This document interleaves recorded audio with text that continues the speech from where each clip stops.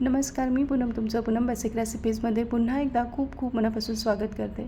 काही रेसिपी अशा असतात ना, की त्या घरी बनवल्यावर त्याचा जेव्हा आपण स्वाद घेतो, तेव्हा आपल्याला समजतं, की आपण घरच्या घरी किती छान पदार्थ बनवू शकतो. त्यातलाच हा एक पदार्थ म्हणजे बदाम मिल्कशेक. घरच्या घरी कसा बनवायचा ते बघणार आहोत. मस्त थंड थंड उन्हाळ्यामध्ये हे बदाम मिल्कशेक प्यायला खूप छान लागतं. चला तर मग जराही वेळ न घालवता परफेक्ट बदाम मिल्कशेक घरच्या घरी कसं बनवायचं ते बघूयात. तर मी या ठिकाणी एक पसरट कढई घेतली आहे. यामध्ये 2 चमचे पाणी टाकायचं आणि हे पाणी कढईला आधी व्यवस्थित स्प्रेड करायचं. असं केल्याने ना दूध कढईला लागत नाही. आता यामध्ये 1 लिटर फुल फॅट म्हणजेच म्हशीचं दूध टाकून घ्यायचं आहे. शक्य झाल्यास फुल फॅट दुधाचाच वापर करा. रेग्युलर दूध गरम करतो त्या पद्धतीने आधी आपल्याला दूध गरम करून घ्यायचं आहे. तर यामधूनच आपण अर्धा वाटी इतकं दूध बाजूला काढून घेणार आहोत, ज्याचा वापर आपण रेसिपीमध्ये पुढे करणार आहोत. त्यानंतर मी रात्रीच पाण्यामध्ये बघा पाव कप इतके बदाम भिजत घातले होते. दुसऱ्या दिवशी सकाळी बघू शकता छान फुललेले आहे.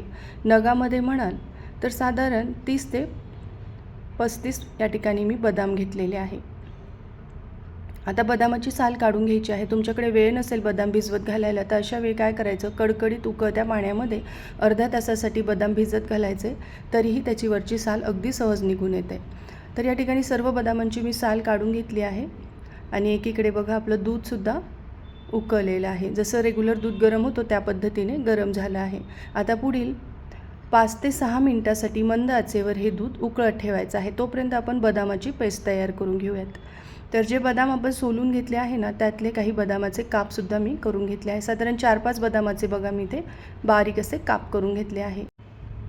तर ह्या बदामाच्या कापाचा वापर आपण बदाम मिल्कशेक सजवण्यासाठी करणार आहोत. आता जे दूध आपण गार काढून घेतलं होतं त्यातलं थोडंसं दूध पेस्ट करताना टाकायचं आणि जी फाईन अशी पेस्ट करून घ्यायची आहे.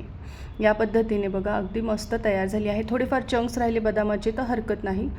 आणि एकीकडे दूधही आपलं 5-6 मिनिट मंद आचेवर छान उकळलेलं आहे. आता यामध्ये तयार केलेली बदाम पेस्ट टाकायची आहे आणि 2 मिनिटासाठी हिला चांगलं मिक्स करायचं आहे.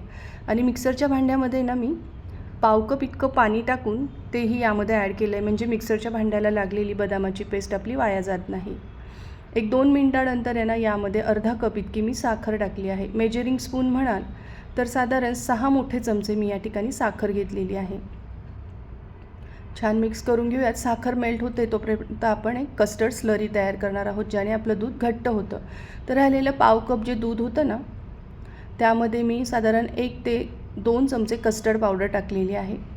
आता ही स्लरी आपल्याला यामध्ये टाकायची आहे दुधात. याने घट्टपणा येतो आणि स्लरी टाकत असताना आहे ना असं चमच्याने ढवळत राहायचं, म्हणजे छान एकसारखी ती मिळून येते. तोपर्यंत तुम्हाला एक निवेदन आहे, तुम्ही अजून माझ्या चॅनलला सबस्क्राईब केलं नसेल तर नक्की सबस्क्राईब करा आणि बेल आयकॉनवर क्लिक करा.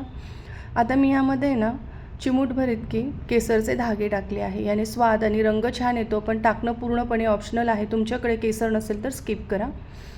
आता दूध 5-6 मिनिट पुन्हा उकळलं की चमच्याच्या बॅक साईडला त्याची अशी लेअर तयार होते, इतपत ते आपल्याला उकळायचं आहे. सगळ्यात शेवटी यामध्ये पाव चमचा वेलदोड्याची पूड टाकायची आहे. याला छान मिक्स करायचं आणि रूम टेम्परेचरवर गार करायचं. रूम टेम्परेचरवर मिश्रण गार झालं की फ्रीजमध्ये 2 तासासाठी ठेवायचं आहे. तर 2 तासानंतर बघा मी फ्रीजमधून हे मिश्रण काढून घेतलं आहे. तर फ्रीजमध्ये ठेवतानाच मी यामध्ये बदाम आणि पिस्त्याचे थोडे काप टाकून घेतले होते. तर थंड थंड आपलं हे बदाम मिल्कशेक रेडी झालेलं आहे. आता आपण हे सर्व करूयात. सर्व करताना ग्लासमध्ये बदाम मिल्कशेक टाकायचं आणि वरतून पुन्हा बदाम आणि पिस्त्याचे काप टाकायचे आहे. पिस्त्याचे काप टाकणं पूर्णपणे ऑप्शनल आहे. तर तुम्हीसुद्धा असं थंड थंड बदाम मिल्कशेक एकदा घरी नक्की करून बघा आणि रेसिपी कशी वाटली कमेंट करून सांगा. तुम्ही माझी व्हिडिओ तुमच्या मित्रमैत्रिणींसोबतसुद्धा शेअर करू शकतात. माझा हा व्हिडिओ पाहिल्याबद्दल तुमचे मनापासून खूप खूप धन्यवाद.